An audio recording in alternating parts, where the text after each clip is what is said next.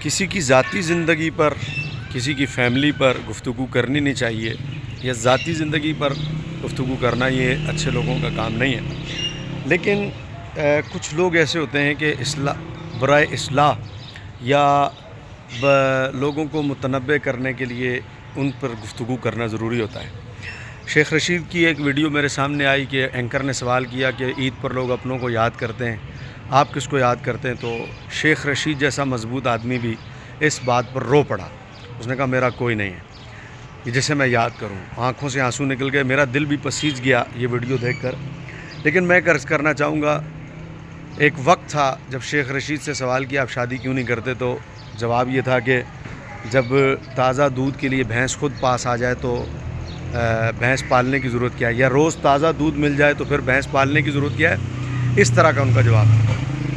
پھر دوسری بات، وہ وقت رعونت کا ذرا یاد کریں شیخ صاحب، جب یہ مشرف دور میں بھی حکومت میں تھے، پھر نواز شریف دور میں بھی حکومت میں تھے، پھر عمران خان دور میں بھی حکومت میں تھے، اور عمران خان دور میں جو ظلم ہوا ہماری جماعت پر، کرین پارٹی پر، اس وقت معاہدے کرنے میں یہ شامل تھے۔ ایک معاہدے میں تو انہوں نے ویڈیو بنائی اور ویڈیو میں کہا کہ ہم جو ہے وہ یہ معاہدہ ہو گیا اور اس طرح کریں گے۔ اس کے بعد نہ انہوں نے ہمارے سربراہ کو چھوڑا اور نہ ہی انہوں نے اس معاہدے پر عمل کیا، بلکہ یہاں تک کہ جب احتجاج ہونے لگا تو انہوں نے کہا یہ ملیٹنٹ ہو گئے ہیں، ان کے ساتھ شدت سے نپٹا جائے گا اور بڑی سختی سے جواب دیا جائے گا۔ وہ ایسا رعونت تھی ان کے لہجے میں، فرعونیت تھی کہ الیاذ باللہ۔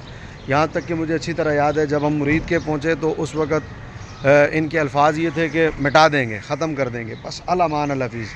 تو خدا سے عہدہ ملنے پر نہ، جب عہدہ ملے نا اس وقت ڈرتے رہنا چاہیے، جب منصب مل جائے نا اس وقت پھر ڈرتے رہنا چاہیے، اور اس وقت سے جب ایسا وقت آئے اس وقت کو سوچ کرنا ڈرا جائے۔ ہم تقریروں میں یہ کہتے ہیں کہ ڈرو، ہم تقریروں میں یہ پہلے سے سمجھاتے رہتے ہیں کہ خدا کو مانو، خیال کرو، یہ عہدہ سدا نہیں رہنا، یہ وقت سدا نہیں آنا، لیکن ہماری جب یہ عہدوں پہ ہوتے ہیں اس وقت ہماری تقریریں انہیں بری لگ رہی ہوتی ہیں، اس وقت ہماری تقریروں کو یہ مذاق سمجھ رہے ہوتے ہیں، ہمیں یہ اس وقت دہشت گرد، ہمیں اس وقت یہ پتہ نہیں کیا کیا کہہ رہے ہوتے ہیں، لیکن بعد میں یہ وقت آتا ہے جیسا اب آیا۔ جنرل مشرف کا دور آپ نے دیکھا، وہ عروج والا، اور پھر ایک طویل بیماری آپ نے دیکھی کہ کیا حال رہا بندے کا، اور کہتے ہیں وہ بیماری پتہ نہیں پاکستان میں ایک آدھ آدمی کو لگتی ہے یا دو، اس طرح کی کوئی رپورٹ تھی جو میں نے اس وقت پڑھی۔ کیا خطرناک، ہڈیاں پگھلتی تھیں، ہڈیاں پگھل کے جو ہے وہ بہہ رہی تھیں، یہ اتنی خطرناک مرض تھا۔ لہٰذا عہدے پر جو بیٹھے ہوں نا اس وقت، چاہے آج شہباز شریف ہیں یا آج اور جو افراد عہدوں پر ہیں، اس وقت سے ڈریں، اللہ کی پکڑ بڑی ڈاڑھی ہے، سدا ہمیشہ بادشاہی اللہ کی۔ آداب عرض ہے۔